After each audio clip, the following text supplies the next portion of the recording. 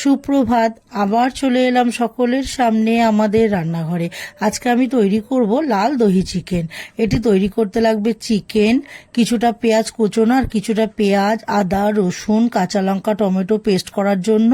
আর লাগছে তেল, নুন, হলুদ, স্বাদমতো চিনি, লাল লঙ্কার গুঁড়ো, কাশ্মীরি লঙ্কার গুঁড়ো, গোটা গরম মশলা, তার মধ্যে গোলমরিচ আর ধনেও থাকবে।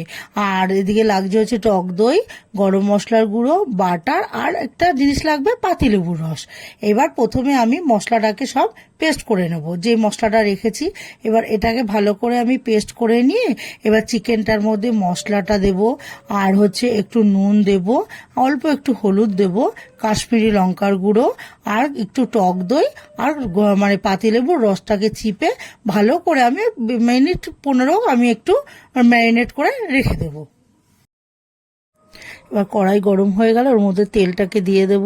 এবার তেলটা গরম হলে আমি গোটা গরম মশলাগুলোকে ওর মধ্যে আমি দিয়ে দেবো। এবার গোটা গরম মশলাকে দিয়ে আর যে পেঁয়াজগুলো আমি কুচিয়ে রেখেছিলাম সেই কোচানো পেঁয়াজগুলোকে এবার ওর মধ্যে আমি ঢেলে দেব। এবার পেঁয়াজগুলোকে একটু দিয়ে নাড়াচাড়া করে যখন দেখব পেঁয়াজটা একটু বাদামি কালারে এসে গেছে, তখন যে মাংসটা আমি ম্যারিনেট করে রেখেছি এবার ওর মাংসগুলোকে ওর মধ্যে আমি ঢেলে দেব। এবার মাংসগুলোকে ঢেলে দিয়ে একটু নাড়াচাড়া করে এইবার পরিমাণ মতো আরও কিছুটা একটু নুন দেব, আর হলুদ দেব, আর লাল লঙ্কার গুঁড়ো দেব। এবার লাল লঙ্কার গুঁড়ো এগুলোকে দিয়ে ভালো করে মিশিয়ে নিয়ে আমি কিছুক্ষণ একটু ঢাকা দিয়ে রেখে দেব।